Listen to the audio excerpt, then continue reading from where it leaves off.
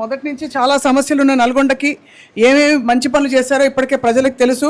మేము కూడా మరోసారి చూడబోతున్నాం, ప్రజలకు చూపించబోతున్నాం. సార్ ఇది మీ క్యాబినా సార్? ఇది ఇక్కడ మీరు బ్రేక్ఫాస్ట్ చేసే క్యాబిన్ ఎప్పుడు?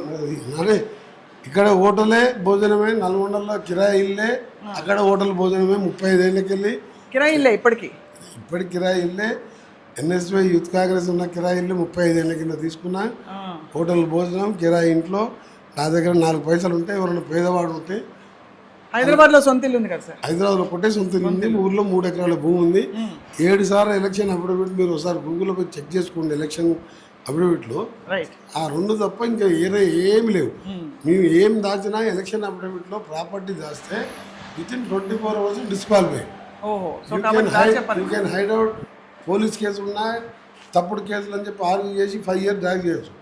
ప్రాపర్టీ ఉండి, వైఫ్ పేరు మీద పిల్లలు ఉండి, అలా మనం అఫిడవిట్లో మనం చూపించకపోతే డిస్క్వాలిఫై. సో ఏం సంపాదించలేదు ఎందుకు సార్? మీరు రాజకీయాల్లో ఉన్న అందరూ సంపాదిస్తారు కదా. అందరు పనులు చేసి పెడతా. ఎలక్షన్లప్పుడు ప్రతీక్ ఫౌండేషన్ కానీ ఇంకెవరికైనా పేదోళ్ళకి సాయం చేయాలంటే నాకు ఇచ్చే ఫ్రెండ్స్ కొన్ని వేలల్లో ఉన్నారు. అమెరికాలో ఉన్న నా ఫ్రెండ్స్ 1986 బ్యాచ్ వాళ్ళు ఇంజనీరింగ్ కంప్లీట్ చేసి అమెరికాలో సెటిల్ అయ్యి వాళ్ళు నాకు ఎప్పుడు ఏం కావాలని అడుగుతుంటారు. వాళ్ళు అంటే నేను చేసే చారిటీ కాబట్టి వాళ్ళు కూడా సపోర్ట్ చేస్తారు. సో అందుకని సంపాదన అవసరం లేదు. ఇలాగే మీకు జీవితం సరిపోయింది, హ్యాపీగా అంటారు? అయిపోయింది. రిటైర్మెంట్ దశలో ఇంకా సంపాదన తీసుకుంటూ